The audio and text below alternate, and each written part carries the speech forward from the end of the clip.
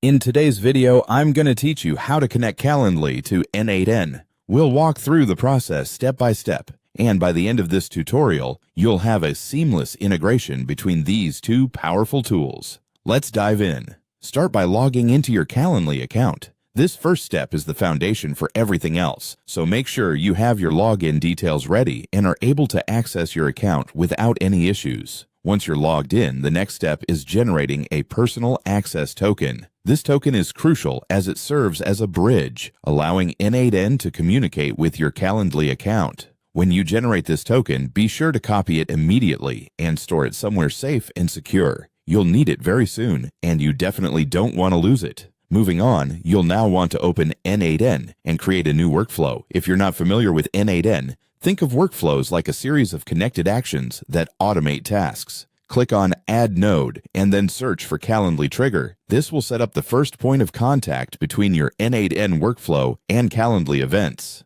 Here comes an important step, creating new Calendly credentials. During this process, you'll be asked to paste the API key that you copied earlier. This step is critical because it officially links your Calendly account with N8n, allowing the two systems to work together seamlessly. Next, you'll need to choose the event type. This determines what kind of events in Calendly will trigger your workflow in N8n.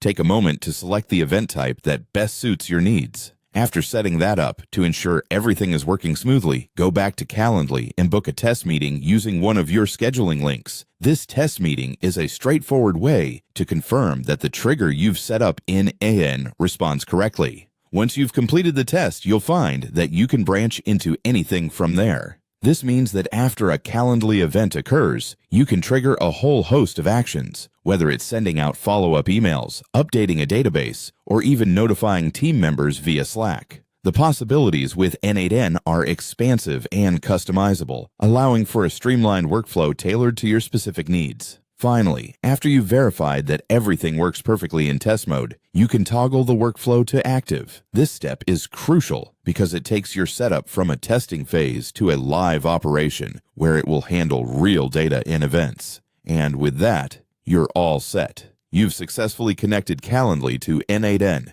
creating a productive and efficient system that will automate your scheduling processes and beyond. I hope you found this tutorial helpful. By taking these steps, you're well on your way to optimizing how you manage appointments and automate your tasks. Thanks for watching, and see you in the next video.